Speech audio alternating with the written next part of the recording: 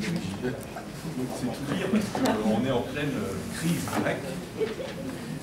Mais il n'est pas simplement grec, il a voyagé, il a pris son bateau tel Ulysse et il est allé dans le Nouveau Monde, déjà, qui est le Canada. Et après avoir eu une expérience diversifiée au Canada, il est devenu surtout, il est connu pour cela, il est devenu ambassadeur du Canada auprès de l'OCDE. Et là, il a expérimenté et compris beaucoup des grandes questions qui touchent le monde aujourd'hui. Un peu comme l'avait fait à une autre époque Erving Laszlo lorsqu'il était à l'ONU. Et alors, on s'est rencontrés grâce à Patrick, qui est juste à côté de lui, qui développe cette magnifique revue Presidency, qui est elle aussi très particulière, très unique. Et on a commencé à dialoguer ensemble, et on a en commun une passion, monsieur l'ambassadeur. Nous avons une passion en commun, c'est Platon. Platon ou la planète. Et j'adore sa réflexion parce que, au fond, il va nous l'expliquer, il va nous dire, aujourd'hui, on a, au niveau de la planète, la même problématique que la cité grecque et Platon, qui, il y a 1000 ans, 2000 ans, 3000 ans, 2500 ans, 2500 ans, il y a 2500 ans, se pose la question de comment décider la politique. Comment, qui est à ce moment-là la science de la cité, on va expliquer ça. Et au fond, il nous dit, aujourd'hui, comment on pourrait utiliser ce dialogue socratique pour réinventer notre planète, pour l'inventer. Kimon.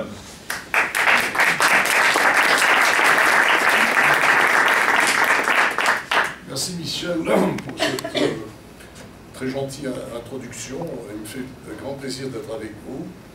Alors effectivement, je vais parler un peu de contenu, de défis planétaires, et je vais vous parler un peu comment le projet que je dirige, qui s'appelle Nouvelle École d'Athènes, essaie d'aborder ces questions. Alors, les défis planétaires de 2012, comment répondre à ces défis, et je vais juste compléter la gentille introduction de Michel en disant que bon, je parle avec plusieurs casquettes. La casquette d'ambassadeur du Canada à l'OCDE m'a permis de regarder un peu comment se font véritablement les choses, hein, parce qu'on est ici en discussion comme citoyen, mais il y a beaucoup de choses qui se décident et qui se réalisent. Et au château de la Muette, à l'OCDE, les 26 ambassadeurs à mon époque, maintenant c'est 30 ambassadeurs, écrivaient des traités, des memorandum of understanding, etc., pour changer un peu la gouvernance du monde. Donc ça j'ai appris beaucoup de choses là, parce que je ne suis pas diplomate de carrière, je suis un universitaire de carrière. Alors, je suis actuellement aussi membre du G8, du groupe de recherche du G8-G20, qui est un autre groupe où se décide de beaucoup de choses, comme vous pouvez le voir. J'ai été planificateur stratégique auprès d'entreprises et j'ai longtemps dirigé l'Institut de prospective Gamma, qui est un institut, effectivement, qui a des ambitions et qui avait des ambitions de faire vraiment de la prospective et de la planification stratégique. Et je suis aussi, et j'ai été, et ça a été ma carrière fondamentale, j'ai été professeur de sciences économiques à l'Université de Montréal, mais comme M. Boivin, j'ai fait un doctorat mixte. J'ai fait un doctorat en sciences économiques à l'Université de Cornell aux États-Unis, mais avec un co-majeur en philosophie. Alors j'avais philosophie et économie, et comme M. Boivin, les gens ne savaient pas me dire est-ce que vous êtes économiste ou philosophe ou les deux. Alors moi je dis les deux, mais si je dois choisir, je dirais plutôt, même pas philosophe, étudiant de la philosophie, parce que c'est presque arrogant de se dire philosophe. Alors, à la fin de mon séjour à l'OCDE, avec d'autres personnes, nous avons construit ce que nous appelons la Nouvelle École d'Athènes. Alors, la nouvelle école d'Athènes, c'est en fait une version de l'ancienne école d'Athènes, mais je veux dire une chose, l'école d'Athènes, ça n'a jamais existé. Ce qui a existé, c'est l'académie de Platon. Ce qui a existé, c'est le lycée d'Aristote et plusieurs autres philosophes. Alors, le peintre Raphaël a sorti une fresque qui s'appelle l'école d'Athènes, la Scuola di Atina, qui est à la chapelle Sistine du Vatican, et qui rassemble ces philosophes. Mais ces philosophes ne se sont jamais rencontrés parce qu'ils vivaient sur 5 ou 6 siècles. Mais ce qui est intéressant dans l'école d'Athènes, c'est qu'au centre, vous ne pouvez pas le voir très bien ici, mais au centre, il y a Platon et Aristote, et Platon fait ça. C'est-à-dire, c'est think tank, c'est la pensée. Et Aristote fait ça, c'est l'action, c'est le lycée, c'est l'activité. Alors nous avons pensé que nous allons marier l'action et la réflexion et de faire donc un think tank et un do tank, c'est-à-dire réfléchir, mais réfléchir pour agir et arriver à des solutions. Alors la nouvelle école d'Athènes, c'est le nouveau groupe. Alors moi je suis ici, il y a Patrick Philippard, il y a Michel, et tous aussi vous serez conviés dans la nouvelle fresque. Qui va la faire? Peut-être c'est Michel qui va la faire. Alors maintenant, à partir de... Pourquoi vous allez me dire Platon? Eh bien, Platon, pourquoi pas Leibniz? Pourquoi pas tous les autres philosophes? Eh bien, parce que j'étais très frappé. D'abord, j'ai étudié Platon à l'université, mais j'étais très frappé par un mot que le philosophe américain, en fait, North Whitehead avait dit sur Platon. Il dit, eh bien, écoutez, en philosophie, il y a Platon, et tout le reste de la philosophie, c'est des renvois de bas de page de Platon. Il y a Platon, et everything else is a footnote. Alors ça veut dire que quand même, l'importance de ce philosophe est très grande. Et quand on pense qu'au 5e siècle avant Jésus-Christ, ils avaient réfléchi d'une façon tellement avancée qu'on s'est dit, pourquoi ne pas transposer ces idées et voir qu'est-ce que ferait Platon avec les grands défis du XXe siècle, du XXIe siècle, c'est-à-dire changement du climat, crise financière, toutes ces choses-là, quelles approches. Alors c'est pour ça que, plutôt que de dire rupture, et on va abolir l'ancien et regarder seulement le nouveau, nous, on prétend plutôt qu'il faut marier ce qu'il y a de bien dans l'ancien, ce qu'il y a de bien dans le nouveau. Et c'est pour ça que les images qu'on véhicule, c'est que ferait Platon avec un iPad? Est-ce qu'il ferait du Twitter, du Facebook toute la journée, ou bien est-ce qu'il regarderait ça comme un laboratoire de connaissances pour changer le monde? Socrate avec une machine à voter, Socrate avec la méthode socratique, le pour, le contre, comment marier ces technologies qui sont vraiment de pointe avec la sagesse des anciens, Aristote avec des plans stratégiques, etc. Donc marier l'ancien et le nouveau, c'est ça l'ambition de la nouvelle école d'Athènes.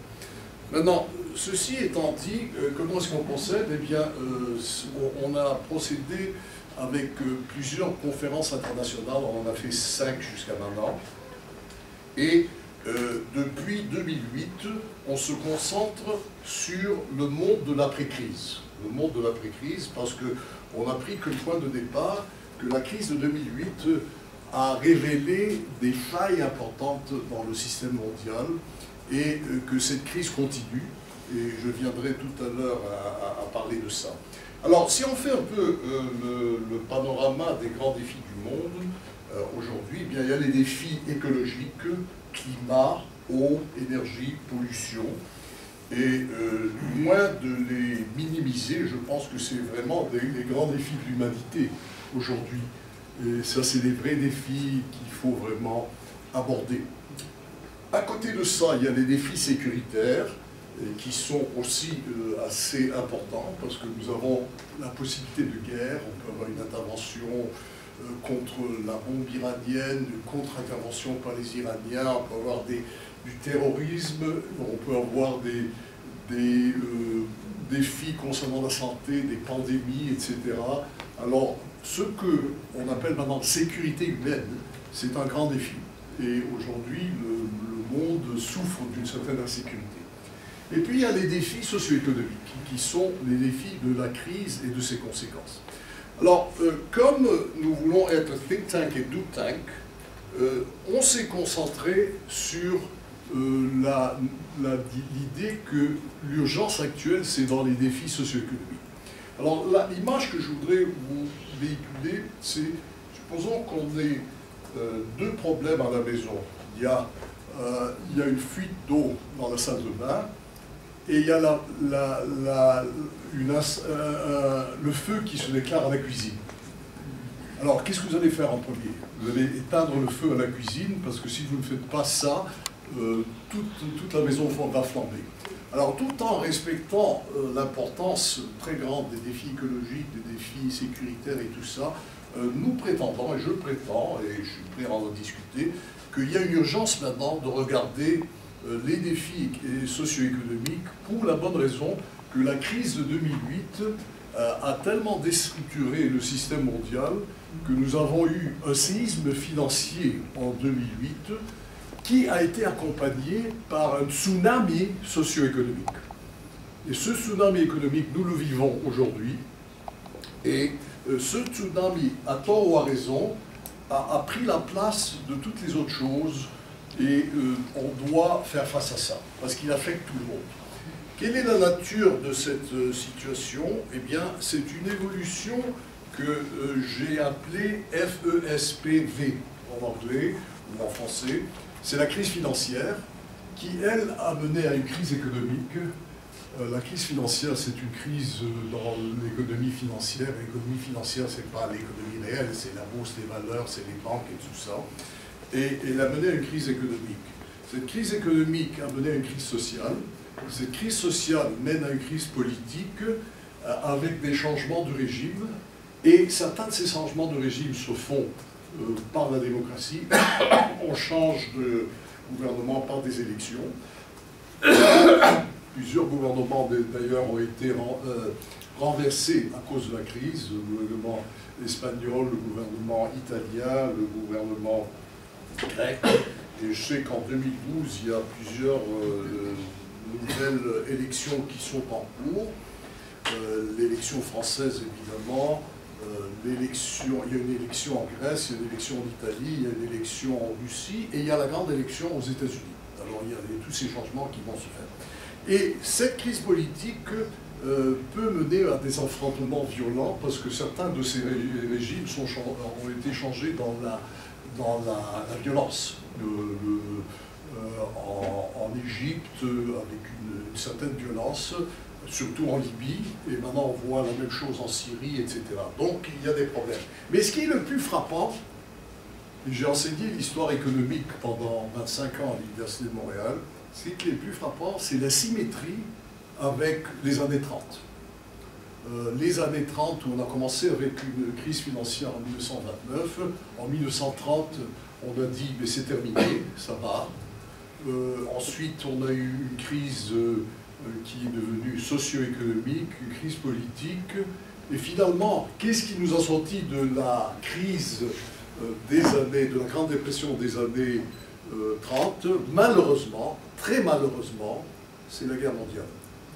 Et c'est pour ça qu'il faut faire attention qu'on ne finit pas par ce piège, par ce dérapage, et que ça va finir dans une nouvelle guerre, parce que les problèmes sont importants.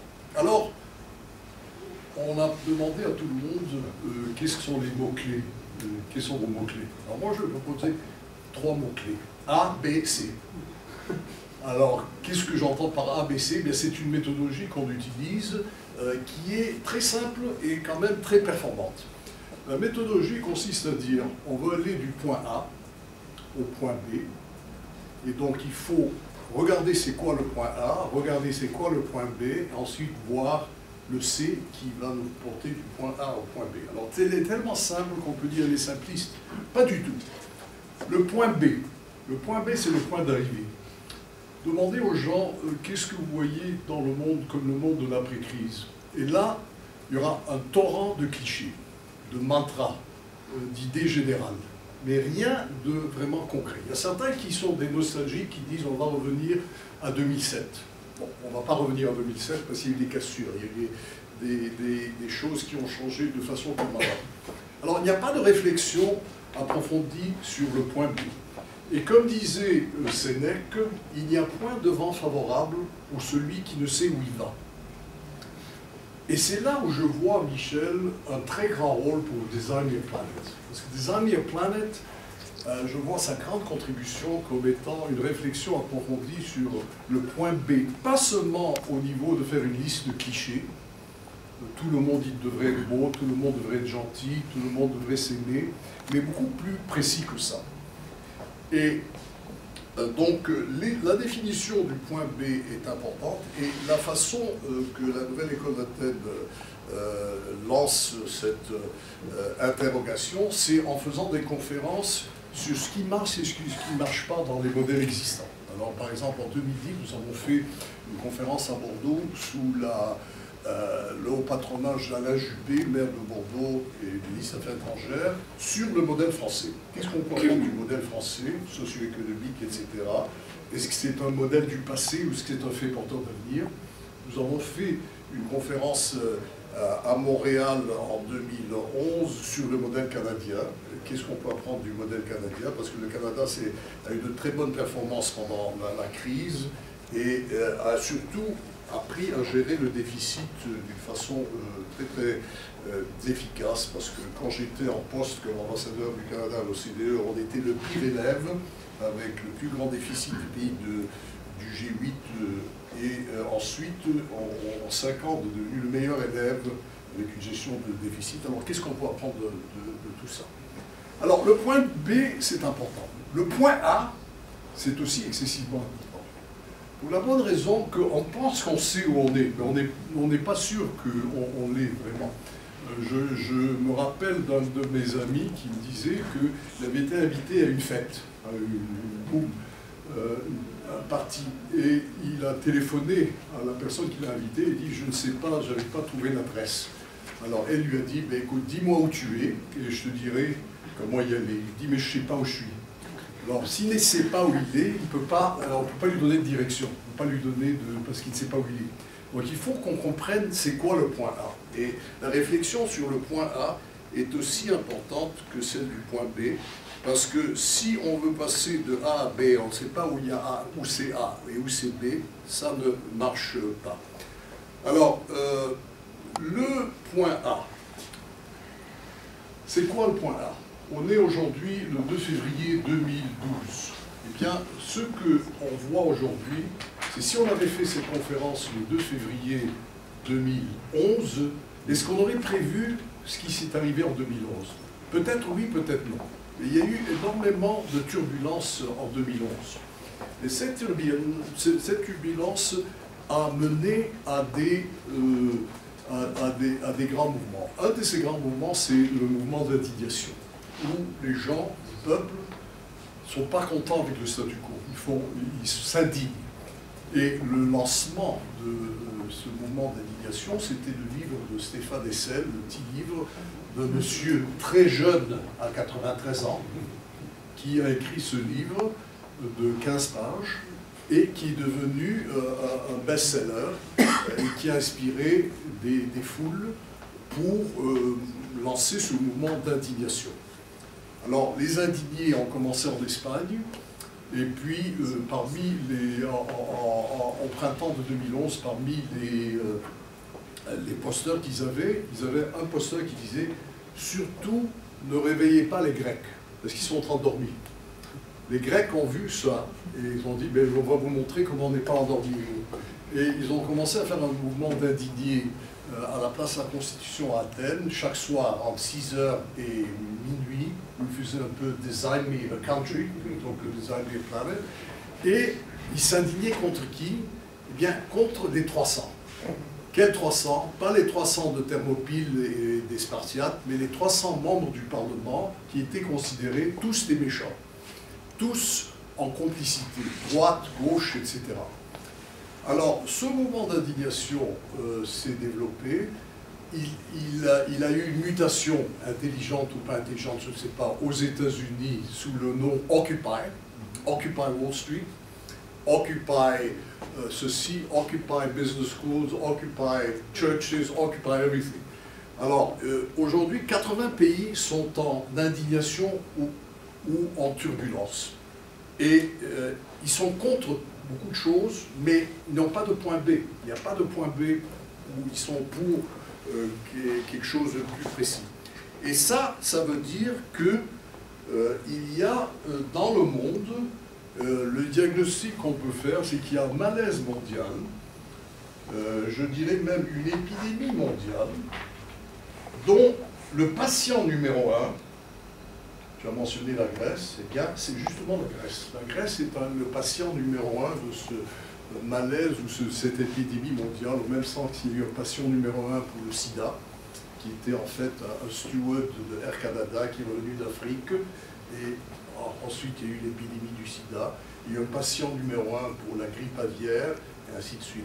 Alors ce qui est intéressant, c'est que ce qui se passe en Grèce, et qui va se passer, à mon avis, en plusieurs autres pays, c'est un peu le microcosme du grand malaise mondial. Le grand malaise mondial, c'est que, d'une part, nous avons un constat d'abondance, et je pense que, ayant enseigné l'histoire économique, que je peux vous dire qu'il n'y a jamais eu de période dans l'histoire de l'humanité où le monde a été aussi riche. Aussi riche. Nous avons une économie mondiale qui tourne environ à 75 000 milliards de dollars. 75 trillions, comme on dit en anglais. Jamais dans l'histoire de l'humanité on a eu cette abondance, même si elle est divisée par 7 milliards d'habitants. Même par tête, il n'y a jamais eu ça. Alors moi, quand on me demande finalement, monsieur Laskakis, si vous deviez choisir une période où vous devez vivre, ayant enseigné l'histoire économique et la prospective, qu'est-ce que vous choisiriez? Bien, je dirais, ben, écoutez, moi je choisirais bien l'époque de Louis XIV, à condition que c'est moi Louis XIV. Mais si je suis un petit paysan, aussi, je ne comprendrai pas ça. Si moi je suis César, c'est d'accord, mais je ne suis pas César, non. Aujourd'hui, le potentiel de l'humanité n'a jamais été aussi grand. Malgré cela, nous avons une situation de fracture sociale qui est tellement grande que, même si c'est peut-être une exagération, 1% contre 99%, cette fracture sociale m'apparaît comme étant le symptôme le plus grave de la situation actuelle, un symptôme qui est le feu dans la cuisine. Ce feu dans la cuisine, si on n'éteint pas ce feu, il peut déboucher sur de la casse, de la vraie casse. Je vais parler de la Grèce. Vous savez que la Grèce a eu malheureusement une guerre civile très sanglante à la fin de la Seconde Guerre mondiale. Et il y a un danger d'avoir une guerre civile en Grèce. Un autre pays qui peut avoir une guerre civile et qui en a eu une pendant plusieurs années, c'est l'Espagne. L'Espagne a eu une guerre civile. Et, surprise, surprise, un troisième pays qui pourrait avoir une guerre civile quand les deux idéologies s'affrontent, c'est les États-Unis. Qui aurait cru, dans les années avant la guerre civile américaine, qu'il y aurait eu une guerre civile? Pourtant, il y en a eu. Et aujourd'hui, si vous regardez la polarisation entre les Tea Party et les Occupy et tout ça, ça peut casser, parce que c'est vraiment le 1 contre le 99%.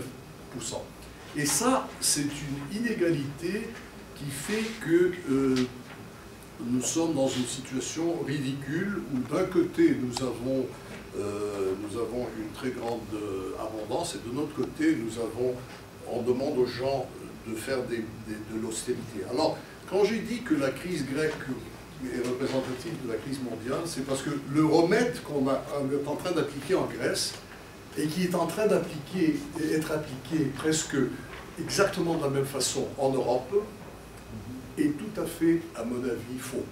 C'est un remède qui va tuer le patient au lieu de le guérir. Vous savez qu'en Grèce, avant l'imposition de l'austérité, le ratio de dette au PIB, qui est le ratio qu'on veut diminuer, était déjà de 102%.